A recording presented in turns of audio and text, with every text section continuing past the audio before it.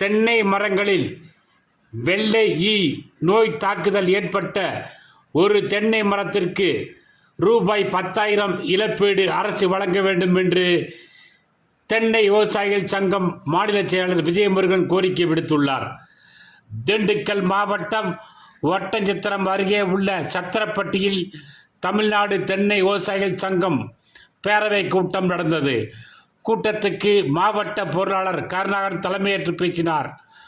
மாவட்ட தலைவர் பிச்சைமணி, மாவட்ட செயலாளர் கிருஷ்ணன், மாவட்ட பொறுப்பாளர் தயாளன் ஆகியோர் முன்னிலை வைத்து பேசினார்கள். ஒன்றிய குழு உறுப்பினர் RS பெரியசாமி வரவேற்று பேசினார்.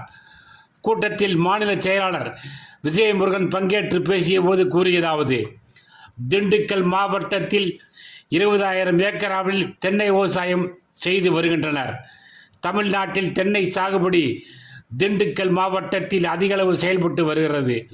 கேரளா மாநிலத்தில் அடுத்தபடியாக தமிழ்நாட்டில்தான் தென்னை விவசாயம் அதிகளவு விவசாயிகள் ஈடுபட்டு வருகின்றனர்.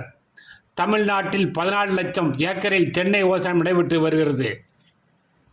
தென்னை மரங்களில் வெள்ளை ஈயின் தாக்குதலால் தென்னை சாகுபடி வெகுவாக பாதிக்கப்பட்டுள்ளன. ஒரு காலத்தில் அனைத்து பயிர்களுக்கும் அரசு நிவாரணம் கிடைக்கும்.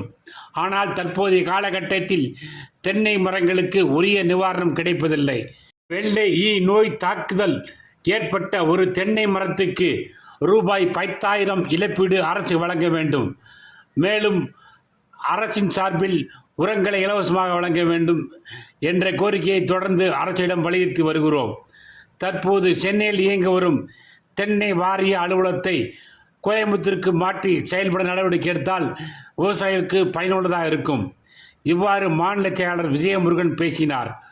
கூட்டத்தில் மார்க்சிஸ்ட் கம்யூனிஸ்ட் கட்சி ஒட்டஞ்சத்திரம் ஒன்றிய செயலாளர் சிவமணி, தமிழ்நாடு தென்னை விவசாயிகள் சங்க நிர்வாகிகள் மற்றும் ஏராளமான தென்னை விவசாயிகள் உள்ளிட்டோர் பங்கேற்றனர்.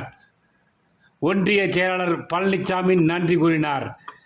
பேரவை கூட்டத்தில் கீழ்கண்ட தீர்மானங்கள் நிறைவேற்றப்பட்டது.